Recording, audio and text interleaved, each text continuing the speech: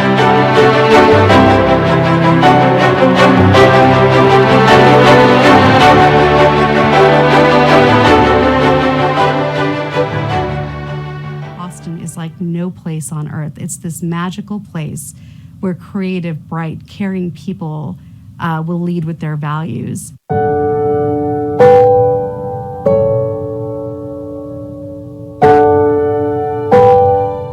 Everything that we looked at in the office had a lens of, is this inclusive? Will it bring Austinites together? We've been blessed that Austin's always been a welcoming city. Over the last 8 years, Austin has become the third largest per capita city of LGBT community. It just goes to show you that we're doing what's right by the LGBT community. Previous mayors helped some, but not to the extent that Mayor Adler did. And what Mayor Adler did is brought all the community together and bring of us, all of us to the table and start to work together to accomplish the city goal that the city could be. The mayor needs to be the chief defender of our values, the chief defender of our city from the cynical and relentless attacks by other levels of government, by the most más políticas cínicas que tratan de remover ciudades. Han sido, sin pedir disculpas, dar prioridad a la salud mental sobre las personas presionadas. Mientras nuestro Estado ha ganado acceso al aborto, vamos a hacer todo lo que podemos hacer para que quiten ese ban, pero en este momento para los exámenes de VIH es más esencial que nunca, y gracias a con el Consejo de la Ciudad para el Adler estamos aquí para nosotros. Ha sido un centro de cómo podemos hacer Austin un lugar para todos, personas que por historia ha sido la ciudad lo que es, y las personas que están viniendo a la ciudad para llevarnos al futuro.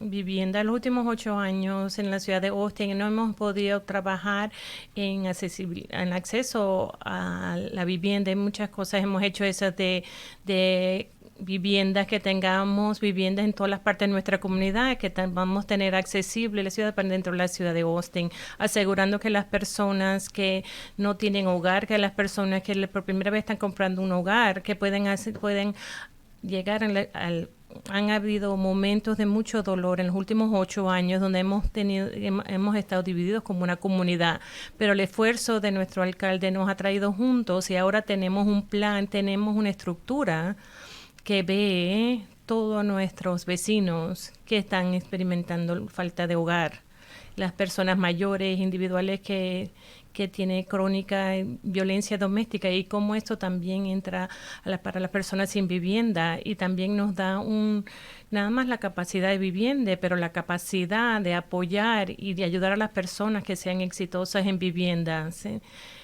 Las personas que están en la parte de bienes raíces y accesibilidad nos pusieron una conferencia como 3 a 6 meses con ADF para que tuviéramos igualdad para ingresos que tenemos de problemas, y después de estos esfuerzos creció la vivienda de conservación de Austin, y este fondo empezó en el 2018 y nuestra primera propiedad la compramos en ese momento, y ahora como hemos crecido mucho en el último año y hemos aumentado el fondo por 150%. Durante los últimos 8 años, nuestra comunidad ha fundado viviendas accesibles y hemos podido manejar esto para otros recursos y creados 800 apartamentos y más 4,000 viviendas accesibles. Por el liderazgo del alcalde Adler, estamos viendo un bond y una proposición de 350 millones para poder producir, y esperemos que usando otros recursos y fondos, miles de más viviendas accesibles. Cuando yo me imagino el Austin del futuro y el impacto que han hecho el consejo y ha hecho el alcalde, y cómo podemos medir el éxito en Austin, que es algo inclusivo, que es igual y frecuente, que sea el transporte público viviendas accesibles y en Austin el valor que respete a las vidas de todos uno de nuestros residentes, y eso tiene que tener protección a los inquilinos para asegurarnos que las personas de Austin que han tenido aquí por muchas generaciones pueden quedarse y seguir creciendo, y somos capaces de darle la bienvenida a nuevas personas en Austin mientras crece la ciudad, el clima y el medio ambiente. Hemos trabajado en planes para hacer que sea eficiente la energía que estén disponibles a personas que de repente no van a poder. Anteriormente la conversación en Austin era dependiendo del persona que le desarrolla, ahora es el trabajador y el activista social y las personas que les importa el crecimiento de la parte del clima, y esa es la conversación que es difícil, pero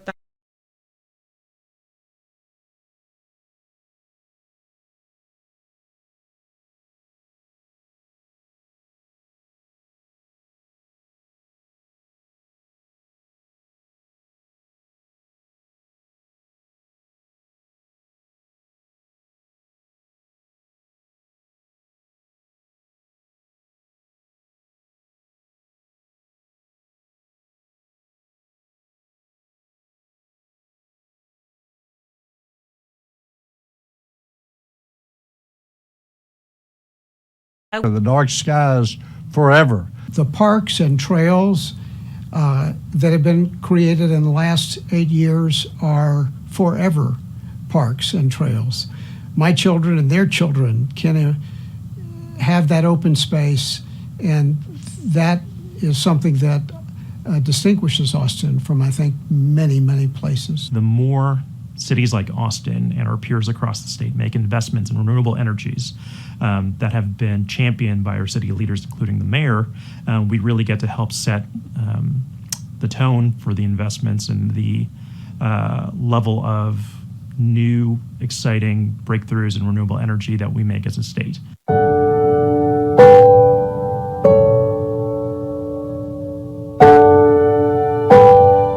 How would I describe Project Connect?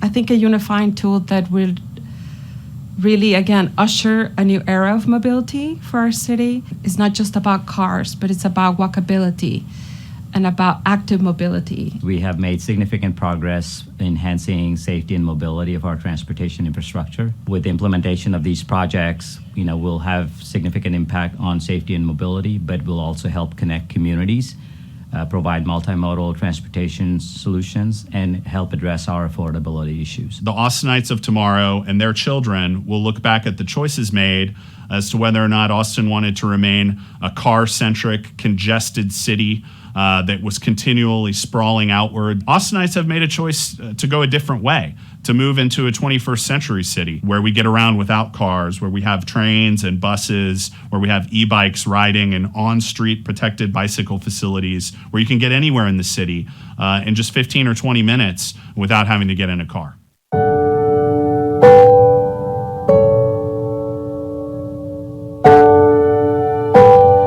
One of the things that's been important for me as a faith leader in our city is that there are a number of people that I speak for and who trust me to be able to give their input to those in leadership. And so Mayor Adler has made it a great opportunity for me to be able to share what's happening, not just with our congregation, but with the people of East Austin and various other communities that I'm able to associate with. And so I think it's a good thing that he's done as a role model for the rest of the leaders in the city. I think the city will change for the future for the better because of the work of Mayor Adler. And one of the things that I want to point to is the emphasis on systemic racism and the task force that he convened to bring together advocates, business community leaders to have a real discussion about what it means to break down systems and structures that have historically and intentionally discriminated against people, particularly Black people. Working with Mayor Adler and his team, we've been able to do some really good things. We've been able to have policies that ban chokeholds, which is something that we were able to do that before federal administration was. We were able to decriminalize marijuana here in the city of Austin, which was also before a lot of other places were doing it. I think we're in a unique position to have a real strong impact on people's thinking and how they prioritize racial equity in their work, whether it be the business, whether it be education, whether it be government, that we're comfortable and courageous enough to have the conversation without feeling embarrassed, without having to question ourselves or second guess or feel defensive. I've really admired that about his leadership, is that it's been centered around how do we make Austin a place for everyone, people who have historically built and made the city what it is, and people who are coming into the city to take us into our future.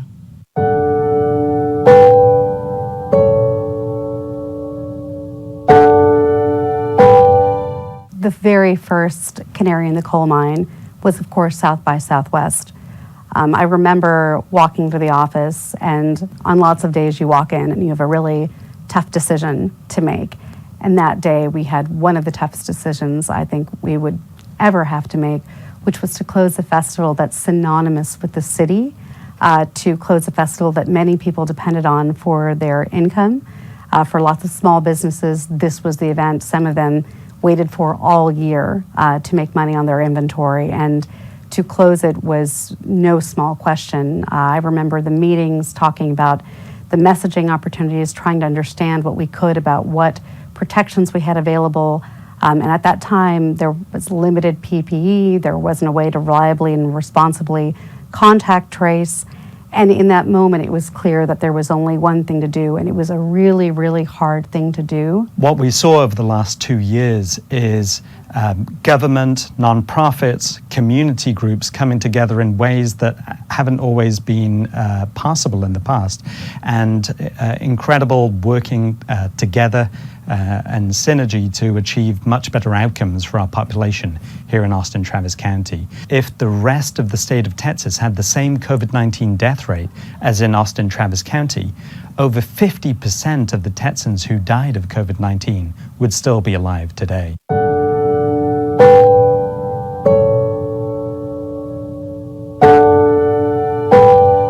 If we had had South by Southwest that year, we would have had a tragedy on our hands that we avoided.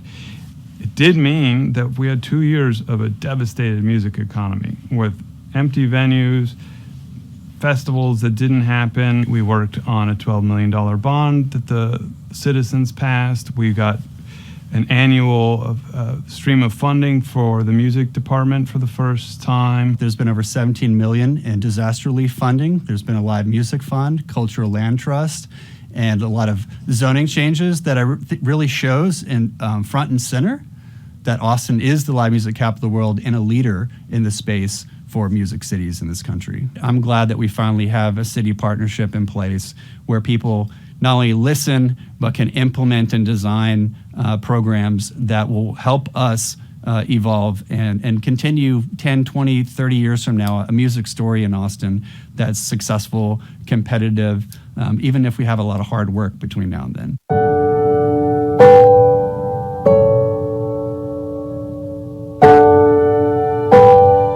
In Austin, Texas, in this area, we have the ability to set the example that every young person has the opportunity, and this is workforce development, but I think it's even bigger than that. It's this ideal that you can make a living and a life doing what you love to do. The key thing we've got to keep moving forward on is the idea that we got to provide a way for every young person in Austin, if they want to stay here, to make it. City funding per young child in our communities increased by more than $84. We have significantly advanced the goals of the Austin-Travis County Success by 6 strategic plan, increasing access to high-quality early care and education programs for all of our communities' young children, and improving coordination to services.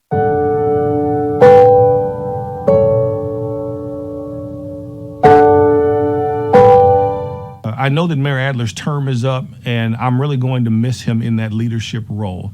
I appreciate him. I thank him for his tenure as mayor, for the support that he's given to not just Mount Zion, the faith community, but also to me as a person. Mayor Adler, thank you so much for your service to the city. Thank you for giving your time, your energy, your knowledge, and so much to serving the residents of Austin. Steve, when you're done with this, you catch up on your rest, text me. Let's go grab a drink and see some great music. Mayor Steve, deeply appreciate all the work and serious consideration you've given to our music community. Thank you for your service to the city. Thank you for your leadership.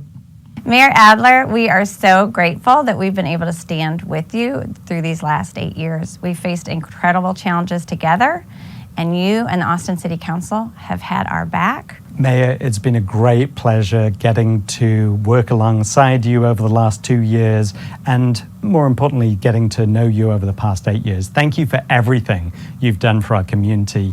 We in the City of Austin appreciate all your hard work, and we wish you all the best for the future.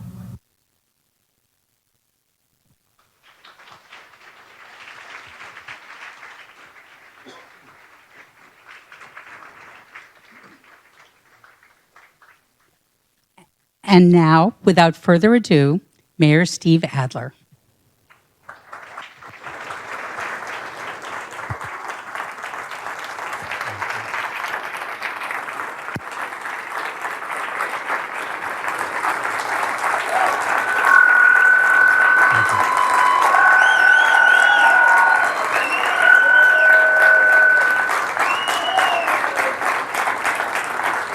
Thank you.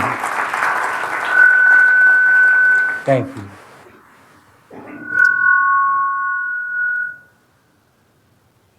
So good evening. See if we can get the sound right. You know, it is such an honor and a privilege to stand before you as your mayor. And by now you probably know me well enough to know that I never use one word when I can use 10. But I do have one really short and simple message for you today. And it's thank you. Thank you to the 10-1 city councils, my partners, my colleagues, my friends these last 8 years. My mayor pro tem, my old mayor pro tem, my old mayor pro tem, and the council. I also understand that some of my old colleagues are with us here today. County Attorney Garza is here, and Councilmember Cassar, Councilmember Gallo, I think, are all with us today. Thank you. We also have other public officials that I want to thank for being here. State Representative Saya Israel, I understand, is with us today. County Judge Andy Brown. Our tax assessor, collector, and our voter registrar, Bruce Elfont, I think is with us.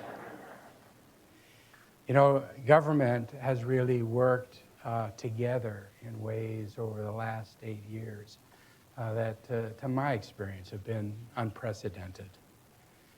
I want to really thank the city employees and the city staff and its leadership. Your resourcefulness, your dedication have impressed me since the moment I began my service. You do such a gift to the city. Manager Cronk, congratulations on the expanded family, and I want you to know how much it means to me that you would hurry back home to be here today. Thank you to the many community advocates and organizations whose expertise and energy made our ideas sharper, our policies more just.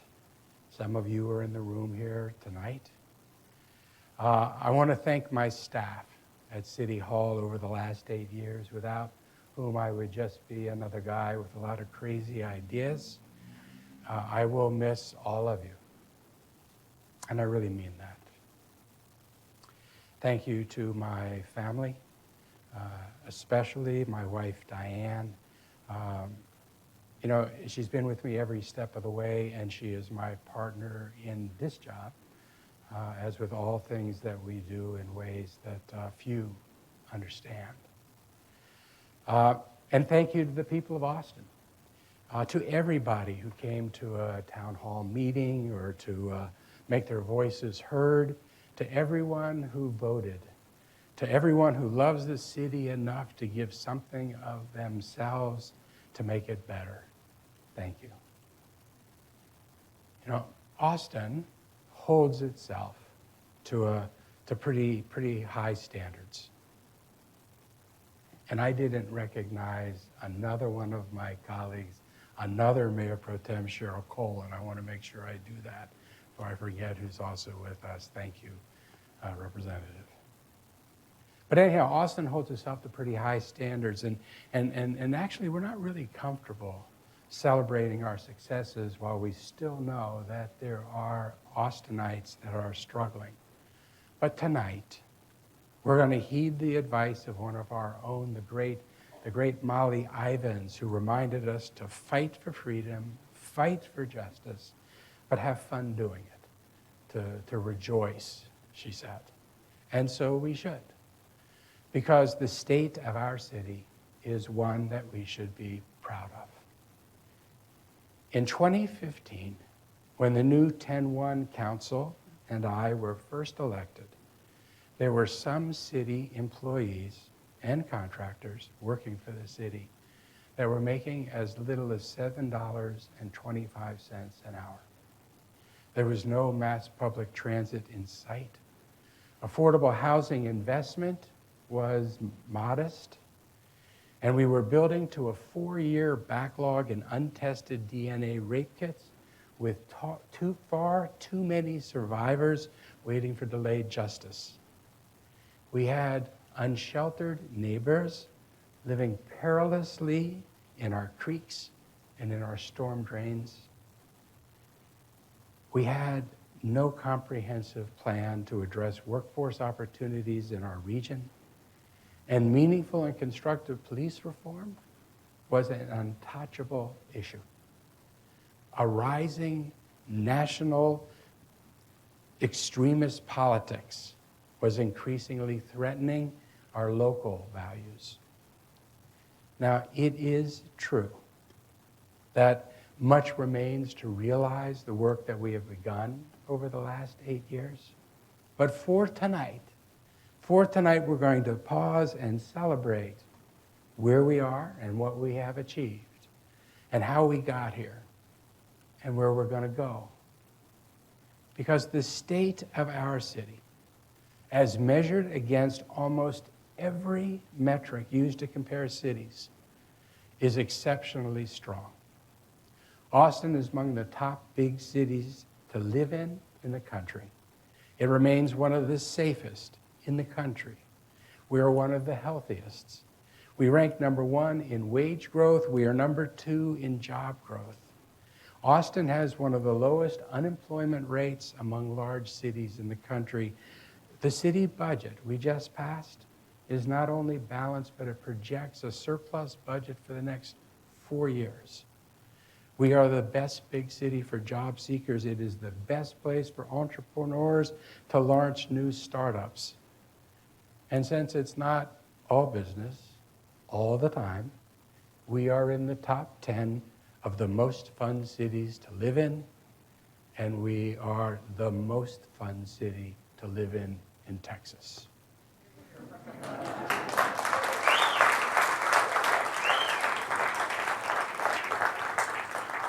And of course, we are still the best city in the country for live music, and we are the reigning live music capital of the world. This is our city as it stands today. The state of our city is worth celebrating. You know, one of my favorite memories in my first years in office was going to Gus Garcia Young Men's Leadership Academy for the annual tie ceremony. Now, Mayor Garcia was Austin's first Latino mayor. He was a great Austinite. He was my mentor, and he was a champion of equity, especially in education. The school that bears his name continues his tradition of leadership. Every year, the older 8th graders help the first-year middle schoolers tie what, for some of them, is the first tie they have ever owned. It's a symbol of the students' bond with each other. Now, I was supposed to help the younger students tie their ties, but I discovered pretty quickly that I was unnecessary. The 8th graders, they had it covered. In fact, the new 6th graders proudly helped me tie my tie, this very gold tie. I have 2 grandchildren, and there are 2 more on the way. A greater source of pride and joy than I could ever imagine, greater even than being mayor of the city that I love. The young students at Gus Garcia, like mine, like all our children, like all our grandchildren, will inherit Austin years from now. And they will inherit the decisions that we make and the culture and expectations that we set. And we have made hard choices these last 8 years. Choices that have disrupted our lives. They have disrupted the status quo. They have made tempers flare, and occasionally they have set us against each other. We did that, not because we seek conflict. It's easier, and it is less disruptive to only try for incremental change, sometimes to settle for half measures, or even to kick a problem down the road entirely. Every city in America has examples of this, of hard choices deferred and deferred again until the hard choices become impossible ones. I am so proud and grateful that on one difficult problem after another, the buck has stopped with us.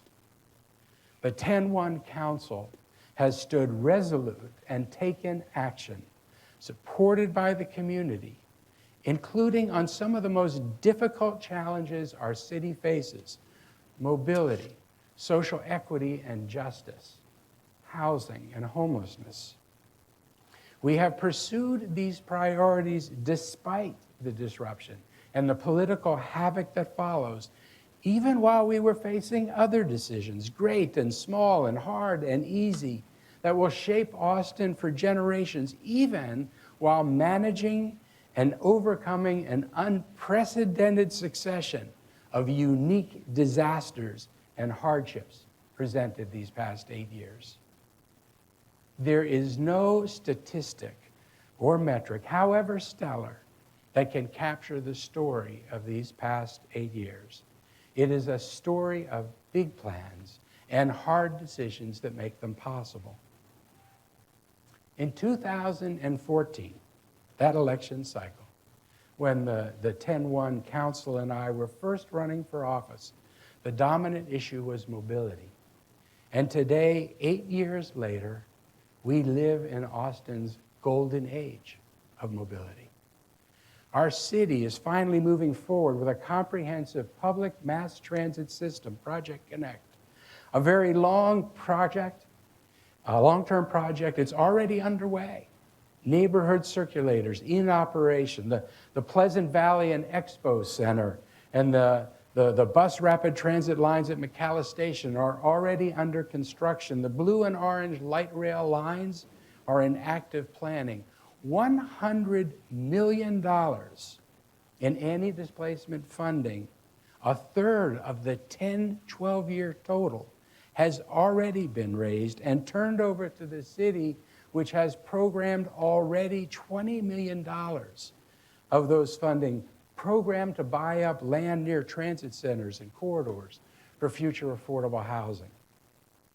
We have a $4 billion project to double the size of Austin Bergstrom Airport. It's underway with the first $400 million already being spent as we speak. We've begun work to transform I-35, a $6 to $9 billion project that includes sinking and capping the main lanes. Today, We have over 400 miles of newly built or repaired sidewalks and safe routes to schools. Our bicycle network is expanding faster than any bicycle network in the country. And by 2025, we will have completed one of the largest bicycle networks in the country.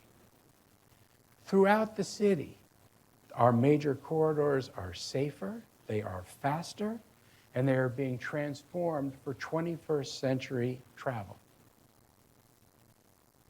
You know, it was the architect, David Burnham, in his lifetime, a man who shaped American cities more than probably anybody else, who admonished us to make no little plans, for they have no magic to stir men's blood and probably will themselves not be realized. And we have in the past made big plans for mobility. In the 40 years before the 10-1 City Council was elected, there were 5 mobility projects that really stand out to me. Our airport moved. Research and Ben White Boulevard became Highways 71 and 183. And SH 130 was built to the east and Mopac was built to the south. That's a pretty good pace for a small city. And it's fair to say that until recently, we have sometimes been guilty of acting as if Austin were still the small city that it has not been for a long time. That era has passed, and Austin has put away childish things. A great city must make bigger plans, start them faster, and do more of them. And over the past 8 years, we have done just that. Austin did those first 5 mobility projects over a 40-year period. And we're doing 5 in the last 8. In the same year that the 10-1 Council and I were first running for office, the people of Austin were voting down a public mass transit mobility project for the second time in 15 years. Now, our charge was not to persuade people of Austin that the big plan was necessary. It was to demonstrate that we properly understood the scale that was needed and to restore confidence that we could solve it at all. To present to Austin a plan that was worthy of a great city. To change our destiny by disrupting the status quo. Our guiding light has been the Austin Strategic Mobility Plan. It was adopted 3 years ago after a lot of work by a lot of people. It was the city's first multimodal, integrated, and comprehensive plan for transportation. This visionary plan is foundational to our goal of a long-time sustainable change and disruption in seeing transportation not as an exercise in moving cars, but as a commitment to moving people.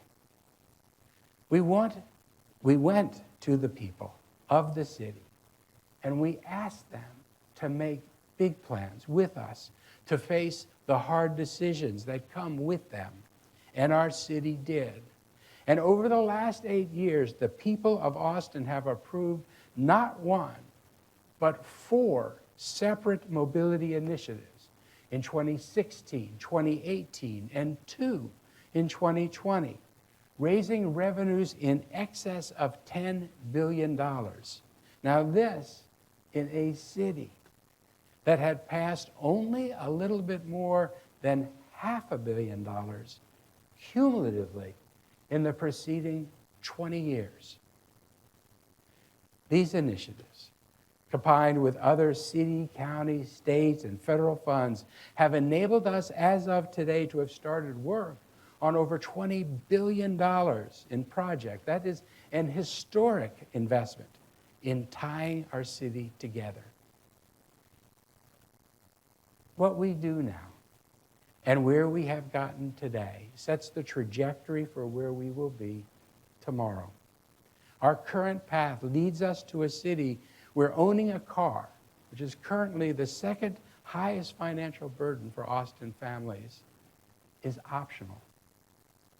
Hundreds of thousands of Austinites are going to cross the city cheaply and cleanly and quickly without a car, thanks to a world-class light rail system supported by expanded bus routes and service.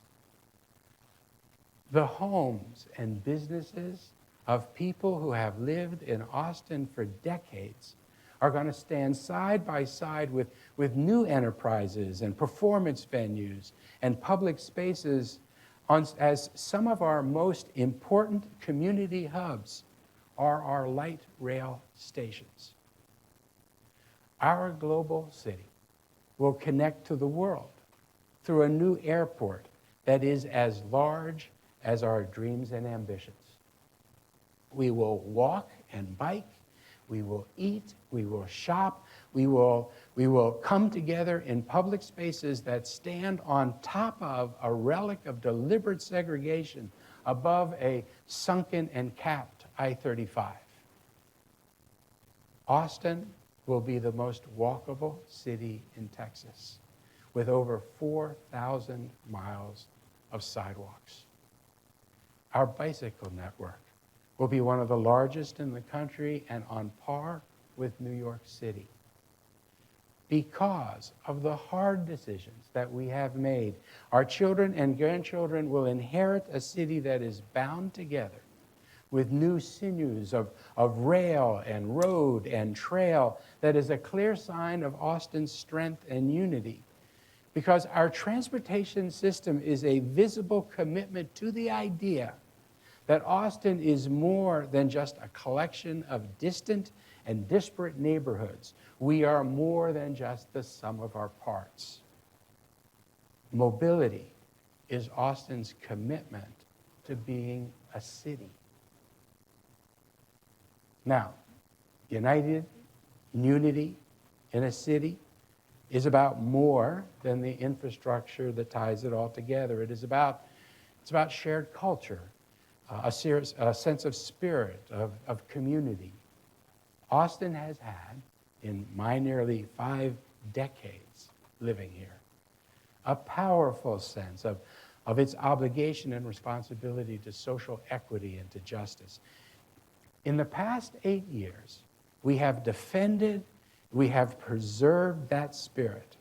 And to an ever-increasing degree, we have delivered that justice to those for whom it has too long been denied. Today, Austin centers equity in almost everything we do, in almost every decision that we make, to an extent that I believe is unmatched by any other city in the country. Our city has committed $300 million to mitigate displacement, to promote affordability as a specific line item in Project Connect, and that is a scale unheard of in a public mass transit project. We have doubled the city's investment in public health. We have committed to paid sick leave. Austin guarantees fair chance hiring to help formerly incarcerated people restart their lives. We're piloting guaranteed income to find a more efficient, just, and cost-effective way to help keep families in their homes. Our city prosecutes neither truancy nor the personal use of marijuana, both of which have been used historically to disproportionately incarcerate and bring communities of color into the justice system. We have helped cut the number of people held in the Travis County Jail by 40%.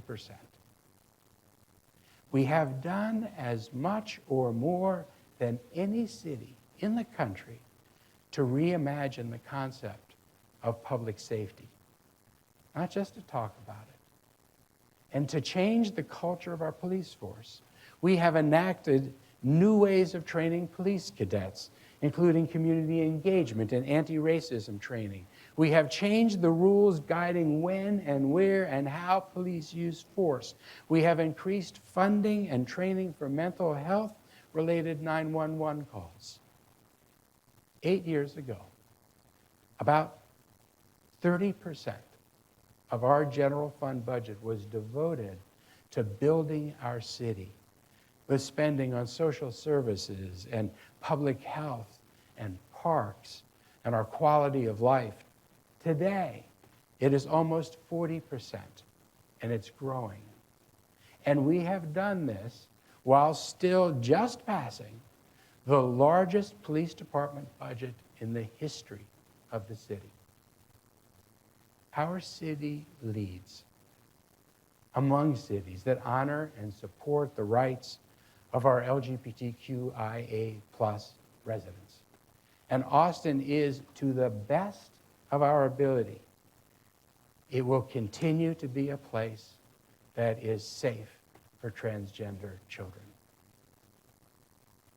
In their home, Austinites will not face investigation and prosecution if they choose to exercise their long-held right to an abortion. These measures are emblematic of our city's belief in the dignity and worth of every Austinite. But belief is only as good as the action that backs it up. When the 10-1 Council took its seats on the dais, our city lacked the kind of infrastructure to ensure the equity and the justice, and that they were at the heart of everything that our government does. In our office, this work truly began with the spirit of East Austin community conversation. This was an exploration of equity that empowered hundreds of East Austin residents to tell us in their own words what their dreams and ideas were. We asked all of Austin then to turn and face eastward and to listen. Few remember that it was then that the term Eastern Crescent actually entered Austin's popular lexicon, additional focus to a long neglected part of our city.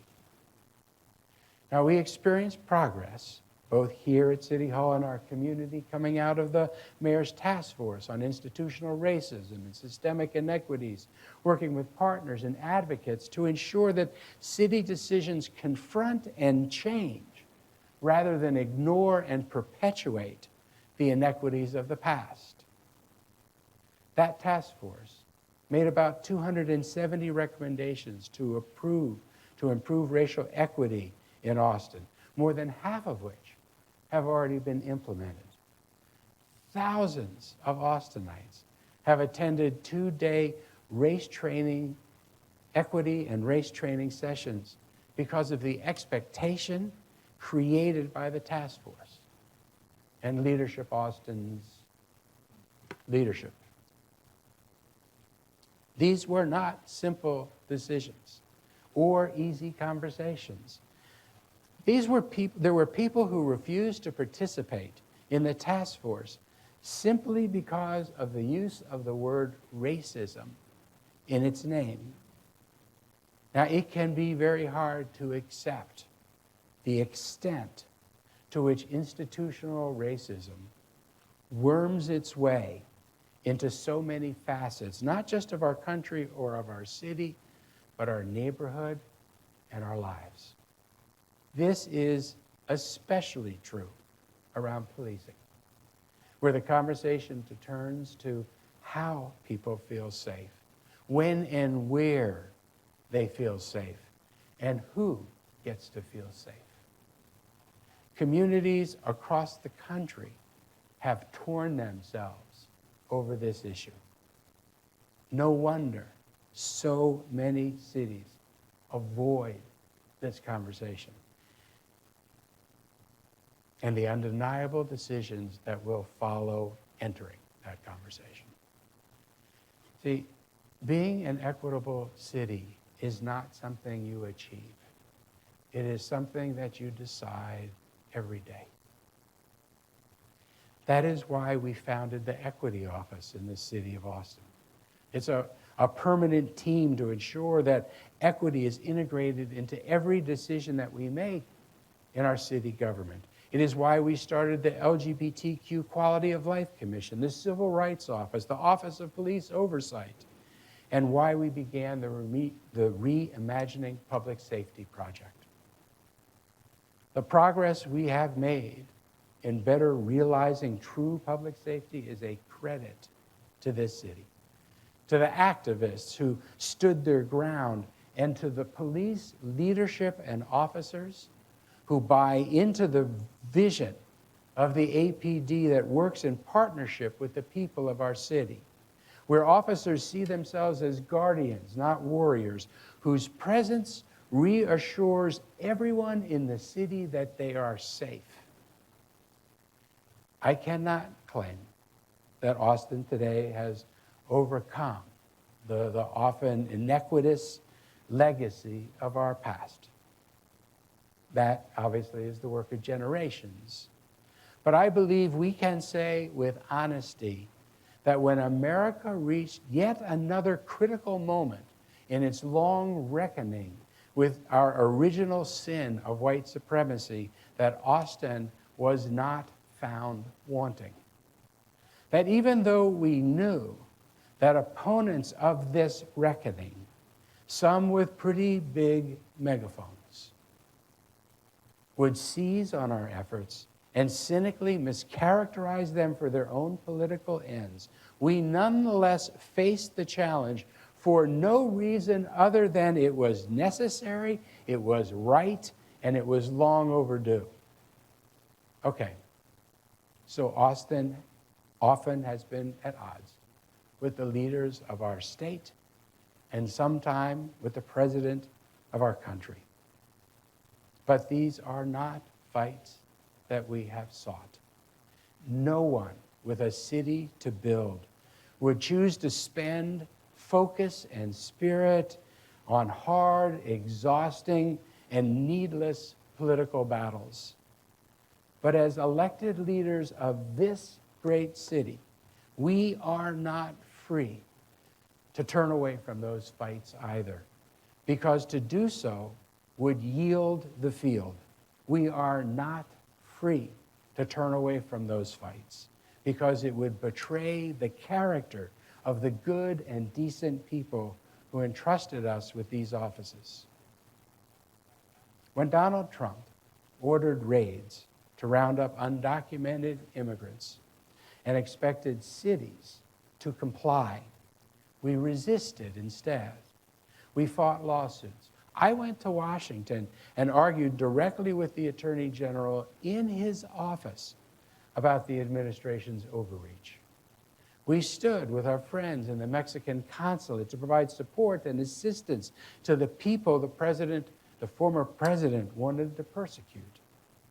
There are not many cities like Austin in the country that spend public money on legal aid to ensure that fairness and due process and the rule of law still have meaning for all residents, regardless of their immigration status.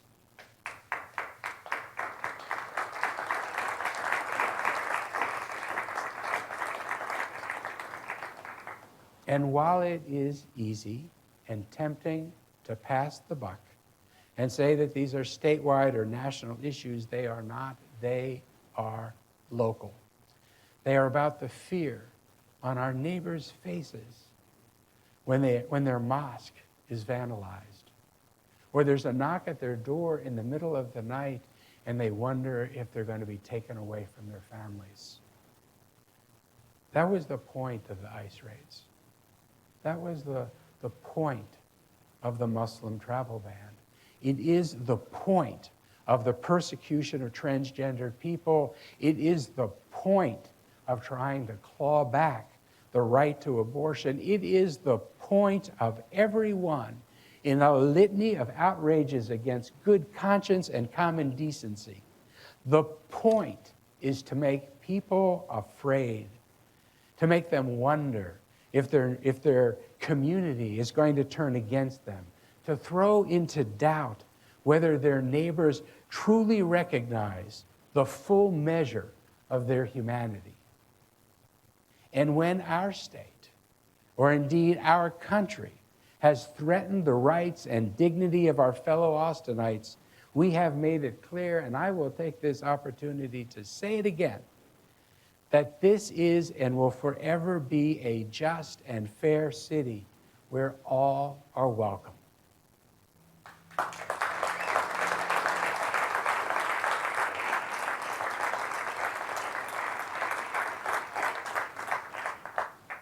For each of us in our time are the trustees of Austin's spirit and soul. And just as we have done, we challenge the generations who come after us to leave Austin an even more equitable, even more welcoming, more just, a more worthy place than it was when they found it. Over the last 8 years, I have had too many occasions to say, and it will still be true when our children and grandchildren inherit this city probably, no legislature and no election can change who we are. The world completely loses its mind around us, and we are still going to be Austin, Texas.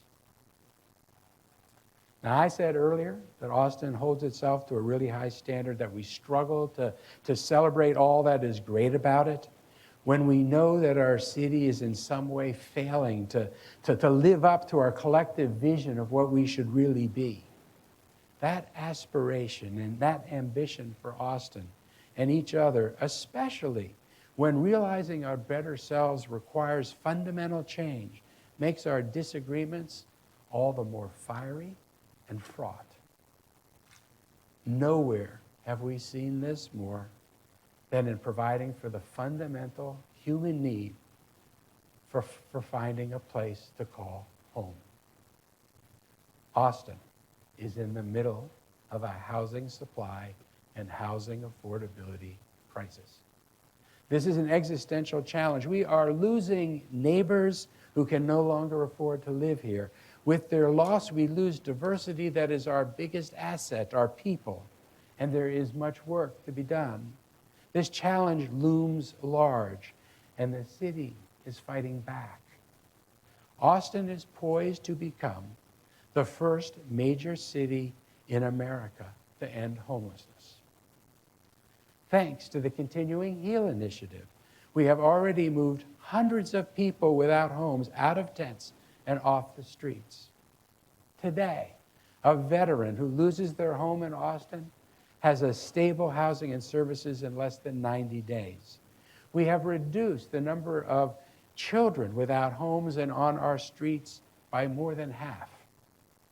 And perhaps most critically, we have raised well more than 80% of the $515 million that are needed to fund the community-driven Finding Home ATX 3-year plan to get 3,000 more people into shelter and off our streets.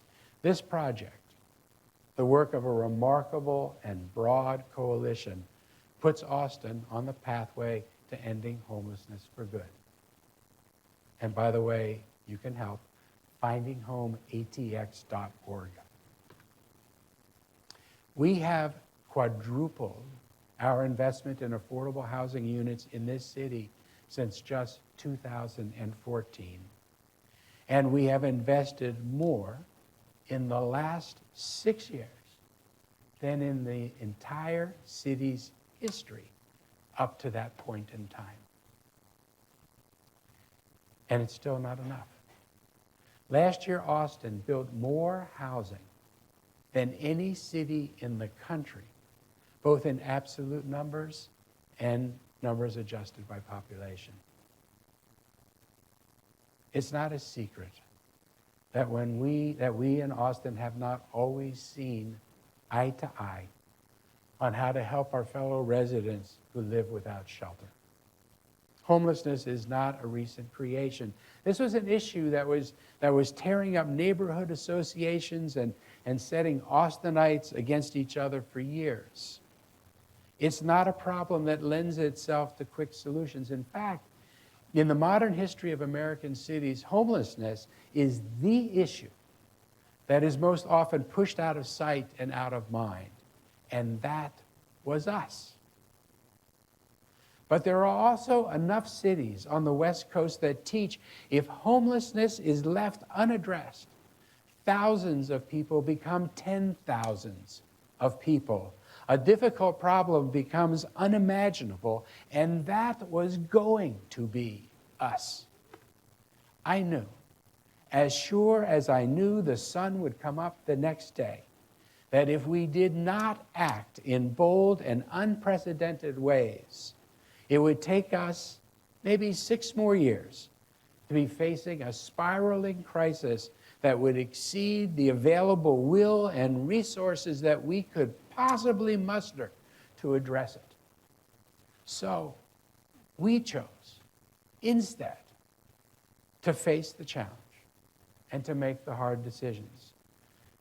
The debate in the city over public camping brought out strong words, motivated by strong feelings. Decriminalize public camping changed the way that we thought about homelessness. It quite literally changed the way that we saw it. This was, of course, incredibly disruptive. Now, we could have and we should have done a better job in managing shared public spaces. And our failure to do so caused levels of anxiety and acrimony that could have been avoided to some degree. But the decision not to put people in jail or to hide them in the woods simply for not having a place to live was going to be fundamentally disruptive regardless. And without that disruption, we would never have come together to agree on a common solution.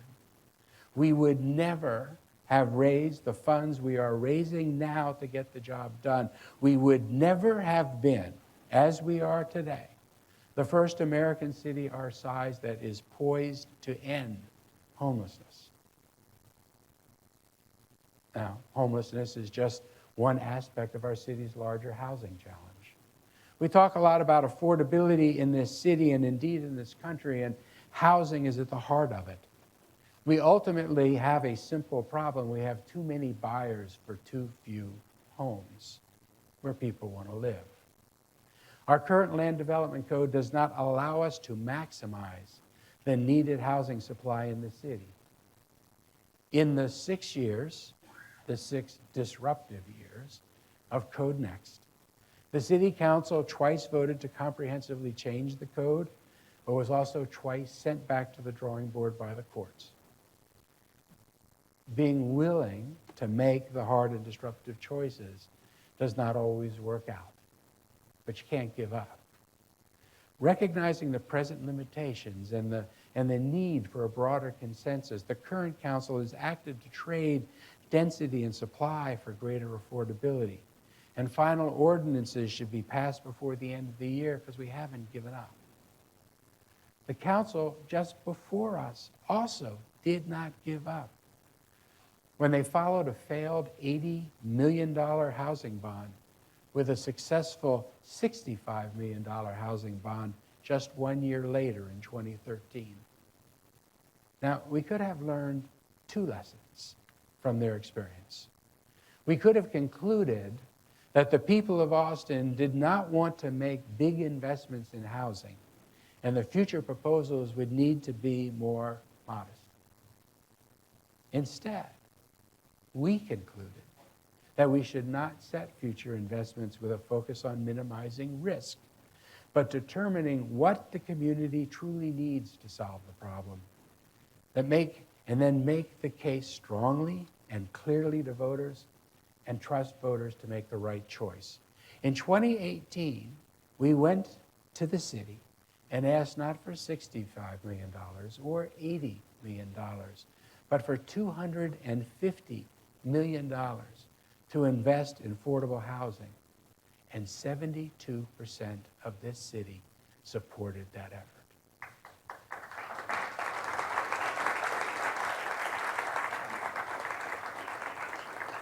This November, Austin voters will have the chance to approve another bond, this time for $350 million, to build even more affordable housing, to make repairs so that families can stay in their homes. We are facing an affordability and housing supply crisis, and this bond is appropriate to the scale of the challenge we face. By the way, there are 2 other bonds coming up for us in November, incidentally, also going to be on the ballot. Both of them address affordability by calling for investments in public education and the community college. Even as the city increases our supply of affordable housing, education is another key to affordability by helping people have more money to spend. So, the Austin of the future must keep and care for its people. When we confront the issues of housing and homelessness, we are deciding who we are. We're deciding who we will be. This is about the very spirit and soul of our city. If so many people want to live in Austin that it becomes impossible for anyone except the rich, we will not be Austin, Texas. If we lose our diversity and our creativity, we will no longer be an Austin that creates art in everything that we do. If the young leaders of Gus Garcia and all their generation cannot afford to live in Austin, we won't be an Austin to be proud of. Austin ensures its future if it honestly confronts its present. Now, that's not easy, because the solutions need to be as big as the challenges we face.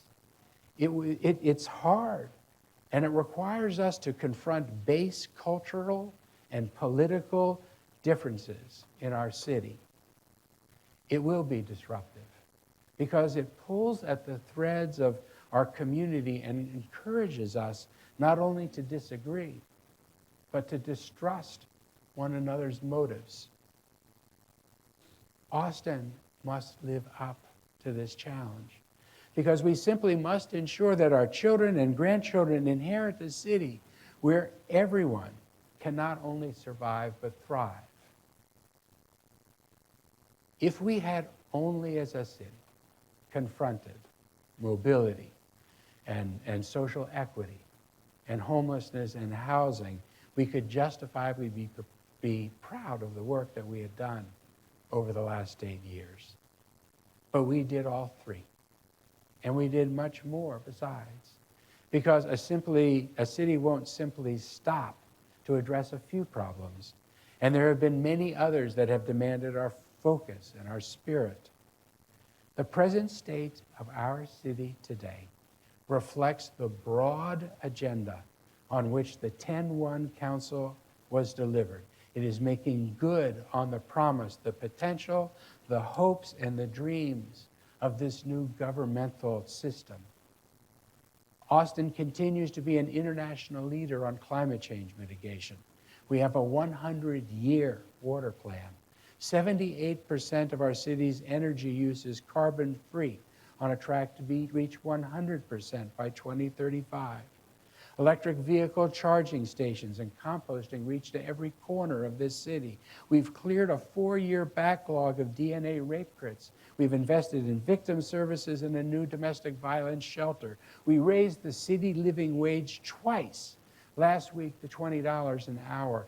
Thousands of clean, middle-skill manufacturing jobs have been brought here, helping to move families out of poverty. And we have a soccer team. Thank you to Lamurda. And we have a stadium. Heck, we even started a taco war and we won. But we removed the Confederate flag from the Veterans Day Parade.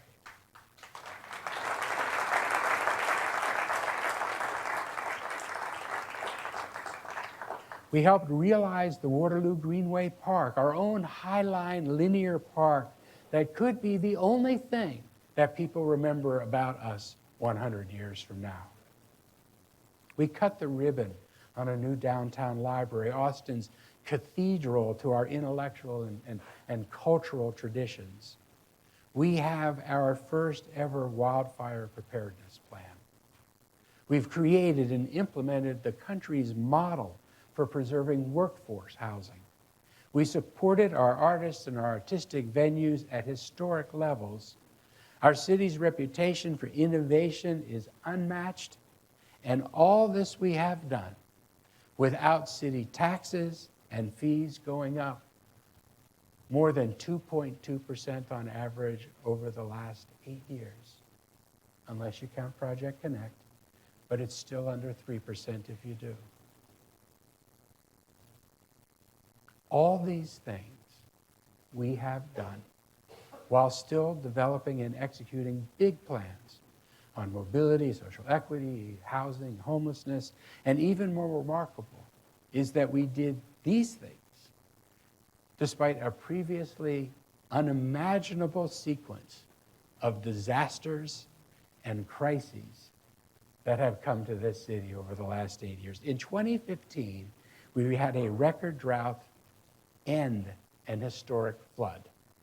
In 2016, we saw the rise of an extreme and hostile politics that profoundly and perhaps permanently damaged our understanding of our country and each other. In 2017, we were forced to fight in court both the governor of Texas and the president of the United States. In 2018, we faced a serial bomber and another 100-year storm. In 2019, we faced a water crisis, this time brought about by zebra mussels, of all things. In 2020, our city and our country and our world stopped for COVID. And that summer became a reckoning for America's sins. In 2021, we had Winter Storm Uri. And when that passed, we were left to face the enormous political turbulence and disruption of the big lie, a threat to our very democracy. COVID is the disaster that hangs over us the longest, and that most imperiled our economy and our health. For 2 years, we have been isolated. Our children, for a long time, didn't go to school. Those that were able didn't go to work. Businesses closed, some permanently. Our friends and family got sick all around us, some of them dying. And we had to spend so much time and resources fighting to keep our communities safe. We fought the governor in court for the right to protect ourselves. And sometimes, it's got to be said, we fought each other over how to manage the danger and how to cope with the trauma. But we endured. Even with everything else going on, we had a job to do, and we did it. You know, some things only become clear after the fact, and some truths can only be seen in the numbers. We lost people in Austin to COVID, each of whom was a person, each of whom was somebody important to somebody else. It neither disrespects nor diminishes our grief to say that in the midst of that tragedy, Austinites did something that was truly remarkable. The rate at which Austinites died of COVID was half of that in the state as a whole. We masked up. We washed our hands. We isolated when we needed to. We got vaccinated. We protect ourselves, and we protected each other. If the rest of the state had protected lives at the same rate we did, 45,000 Texans would still be alive today. Now, these crises could have derailed all our other efforts, sapped our focus and our will, but we didn't falter. We held fast, without wavering, to the hope that we confess, our eyes on the future we want for our city, and we made the hard and difficult decisions to get there. Because this is the Austin way. If we retreat from the progress that we have made, or if we don't confront and own our most serious challenges, if we nibble at problems rather than facing them head on, if we shy away from the cost and conflict and disruption that attend anything important enough to be worth being done, then we imperil the future that we seek. For the sake of that future, we've got to fix the Land Development Code to unlock the needed housing supply.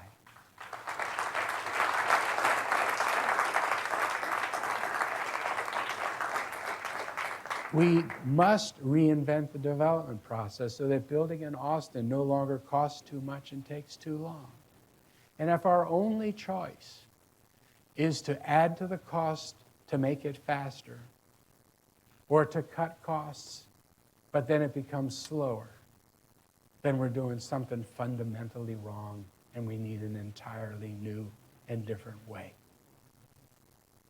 We need to realize the South Central waterfront, the Palm School District, the Colony Park neighborhood, and the expanded convention center. You know, in this city, we should enact tuition-free community college in service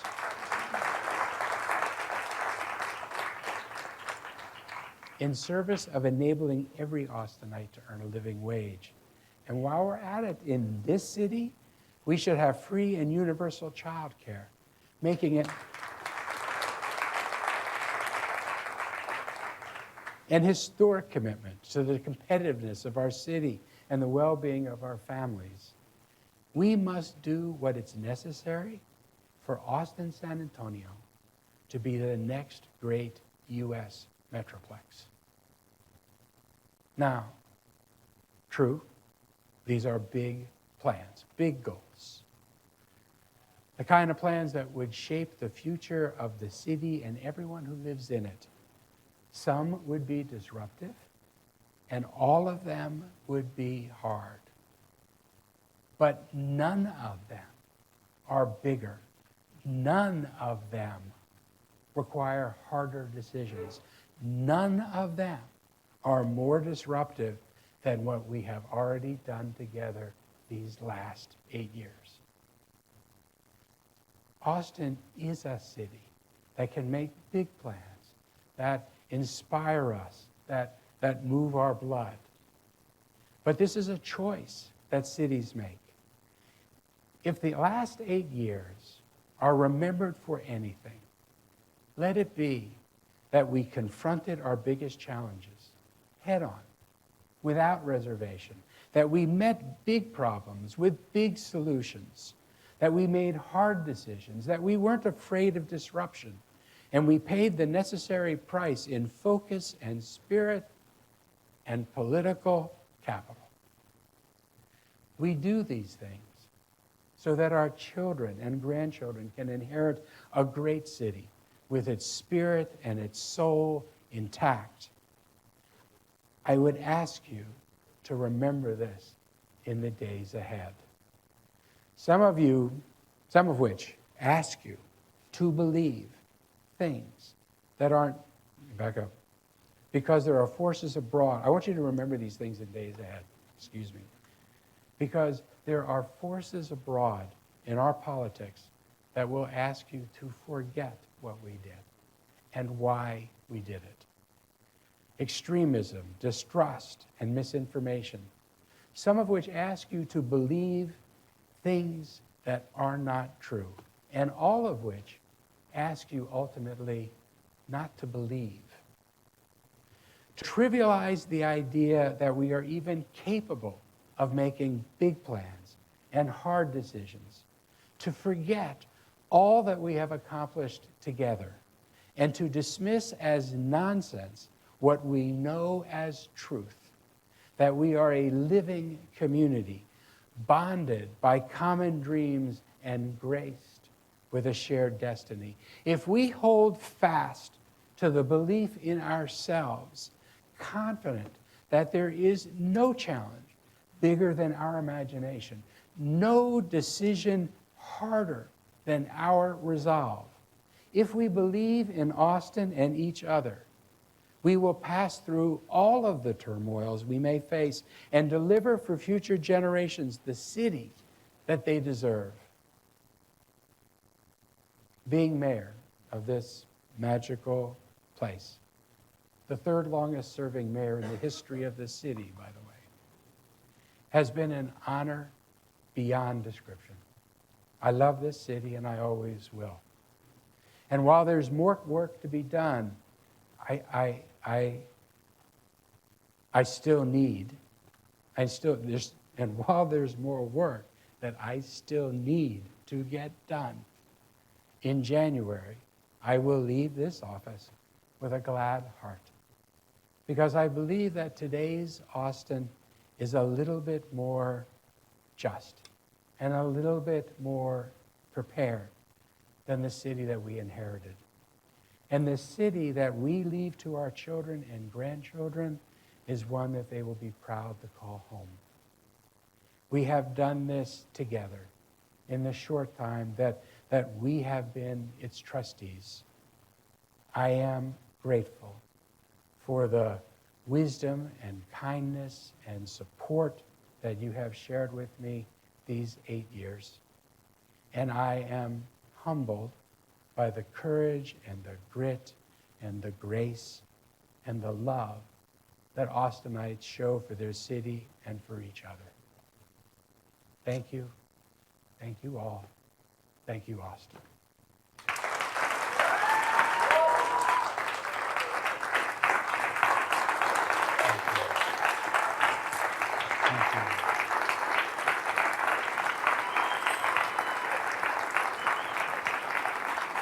Thank you so much.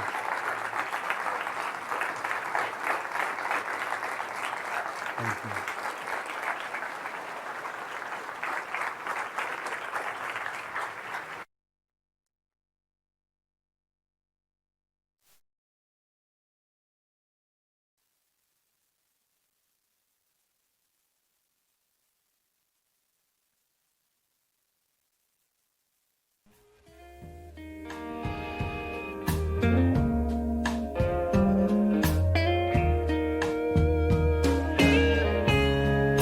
You're not dirty.